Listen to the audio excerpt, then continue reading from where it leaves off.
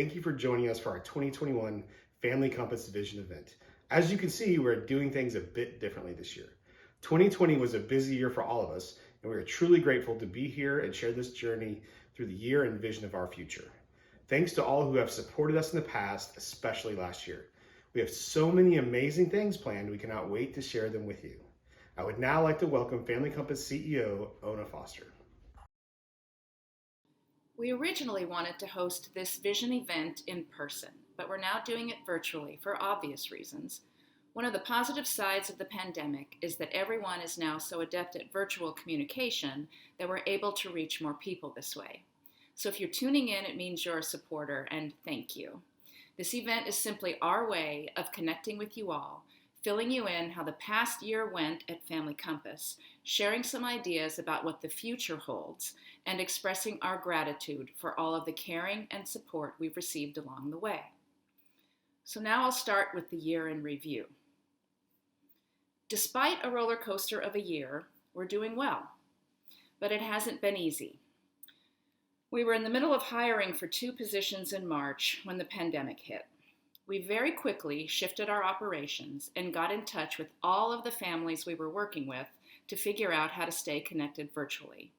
As many of you know, the parenting classes and in-home mentoring services we provide help struggling parents build skills, gain confidence, and have access to resources and support. This lowers stress, stabilizes their living environment, and strengthens the community. This, in turn, decreases the odds that they will abuse or neglect their children. The relationships with those parents is the key. So that connection was extremely important. And it was also the most challenging piece to navigate. Each family was unique in how they could and wanted to stay connected. The families we work with became isolated and had to navigate routines being upended, children being at home all of the time, and family tensions intensifying. And we know that when stress escalates, when living conditions deteriorate, when parents don't know what to do because normal doesn't exist anymore, the risk for child abuse and neglect skyrockets.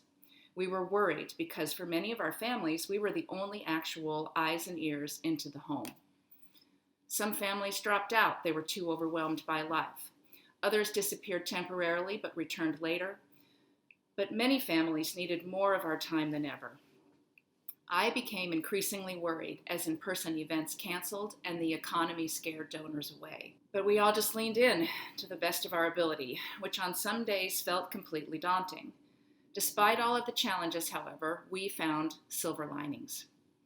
Our development team of 2 people fought to move events to virtual platforms as venues shut their doors. But then they discovered the human spirit of compassion and giving lived on. I reached out to corporate and foundation partners in what can only be described as anxiety with a healthy dose of panic mixed in, only to receive steady guidance, solid advice, and calm reassurance that they would do what they could to help us. The parents we were helping told us they were drowning, at home, with the kids, all the time, no breaks. But they found with our assistance, they could create new routines, set different goals, reorganize, and make time for self-care.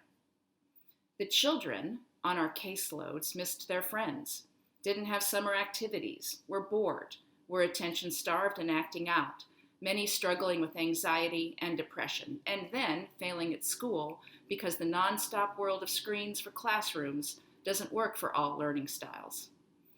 But with the creativity of our parent educators, those children became connected to available and safe activities and taught how to manage their time, take breaks, discover new hobbies, and express their emotions. And at the agency, we were struggling to stay connected to each other. In this type of work, being able to plop down in someone else's office to bounce ideas, get validation, and find support from someone who gets it is critical in fighting burnout. But we came up with ways to do it, from staff-led Zoom self-care retreats to the teams actually parking their cars in a circle in our parking lot, rolling down the windows to debrief about caseloads and support each other. The overall picture is this: we didn't leave anyone behind. Out of all of this, I think that's our biggest victory. The team made sacrifices. Everyone held expenses down. We had hiring and raise freezes. Everyone took salary cuts to collectively shoulder the burden so no one got laid off. And we offered services to every family under our wing. We just finished running our 2020 numbers, and despite everything, we still served over 1,400 parents and children in our programming, with 5% of them accessing more than one program. We saw home mentoring numbers go up and waiting lists increase, while community education numbers dropped because we couldn't teach our in-person classes with partnering agencies. But our community education team offered parenting sessions one-on-one to each parent who was already enrolled. So my team was dedicated and creative. They designed a Facebook page for Spanish-speaking parents to stay connected and have support. They pulled off diaper and coat drives despite our offices being locked.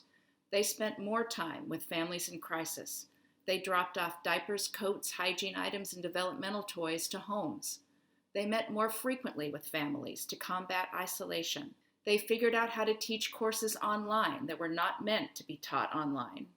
They talked some parents down from panic attacks and talked others up and out of depression. The entire team embraced an internal respect and bias training initiative. They did a pinwheel awareness campaign in April for Child Abuse Prevention Month with the Lake Highlands Exchange Club. They hosted a drive-through client holiday event in our parking lot with toy stations for kids, a gift stop for parents, all complete with music, reindeer antler headgear, and a socially distanced photo op with Santa. They hosted a virtual lip sync battle fundraiser that smashed last year's in-person event. They practically sold out Cowboys Golf Course for our golf event in October and taught themselves how to use whatever virtual platform was required to stay connected, from FaceTime to Zoom to House Party. You name it, they took it on. My board also stayed connected, and despite all the reasons in the world to put off doing the strategic plan we initially had scheduled, they prioritized the mission and went ahead and undertook that daunting process. Meanwhile, our outside partners, all of you, also stayed connected and showed up for us. I asked for help and I got it. There were definitely some head down on desk days this year, but we came through. We exited 2020 with everyone still here and even some reserves intact. Our Director of Development, Chad Black, always comes up with a word to represent each year, and he told me that the word for 2021 is onward. As always, he's spot on, and I found myself saying, despite everything, despite the pandemic, despite the challenges, we've pushed forward, so onward we go. 2021 has question marks for us all. And at Family Compass, the budget we've set for this year is conservative. However, expense cuts have been restored and we're adding 2 positions back in. We plan on growing the reserves and have good momentum on the development front. I'm optimistic and projecting an exciting year where we combined what we've learned in this virtual climate with the skills we already had to work effectively in person.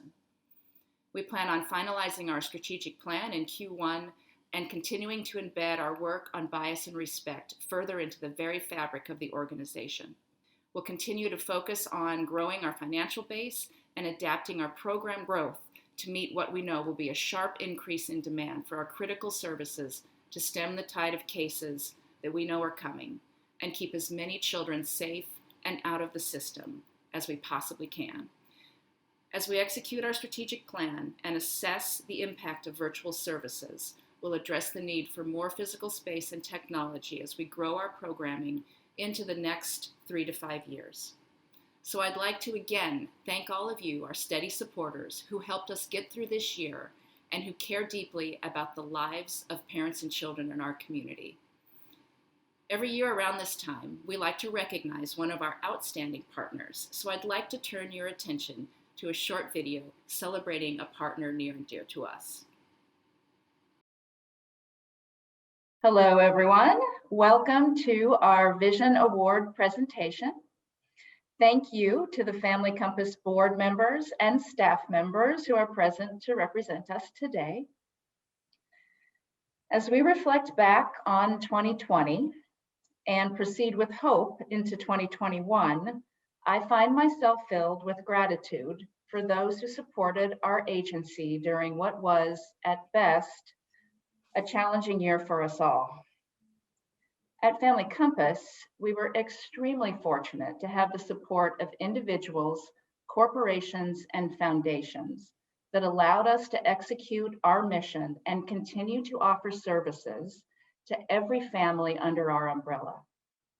Relationships are the cornerstone of our work. We create a relationship of trust with the parents we serve so that they in turn can create strong bonds and a positive relationship with their children.